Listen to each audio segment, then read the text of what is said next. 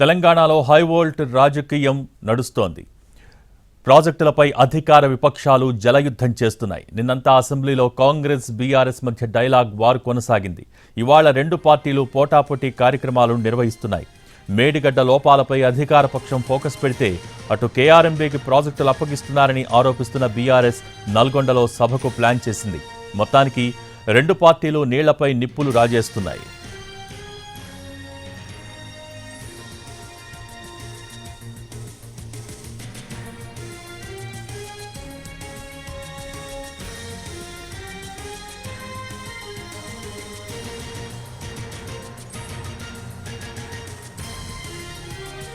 తెలంగాణలో high voltage రాజకీయం నడుస్తోంది. ప్రాజెక్టులపై అధికార విపక్షాలు జలయుద్ధం చేస్తున్నాయి. నిన్నంతా అసెంబ్లీలో కాంగ్రెస్ బీఆర్ఎస్ మధ్య డైలాగ్ వార్ కొనసాగింది. ఇవాళ రెండు పార్టీలు పోటాపోటీ కార్యక్రమాలు నిర్వహిస్తున్నాయి. మేడిగడ్డ లోపాలపై అధికార పక్షం ఫోకస్ పెడితే అటు కేఆర్ఎంబీకి ప్రాజెక్టులు అప్పగిస్తున్నారని ఆరోపిస్తున్న బీఆర్ఎస్ నల్గొండలో సభకు ప్లాన్ చేసింది.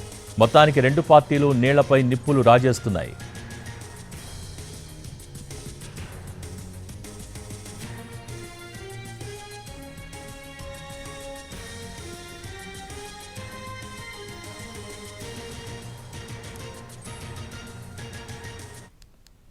తెలంగాణలో హై వోల్ట్ రాజకీయం నడుస్తోంది.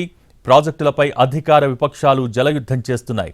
నిన్నంతా అసెంబ్లీలో కాంగ్రెస్ బీఆర్ఎస్ మధ్య డైలాగ్ వార్ కొనసాగింది.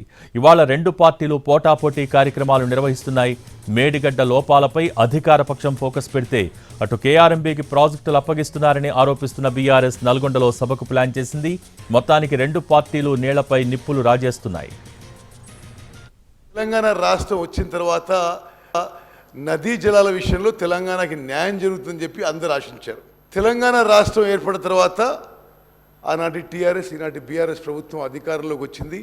ఈ 10 ఏళ్లలో గతానికంటే ఎక్కువ తెలంగాణ రాష్ట్రానికి కృష్ణాలో అన్యాయం జరిగిన విషయం.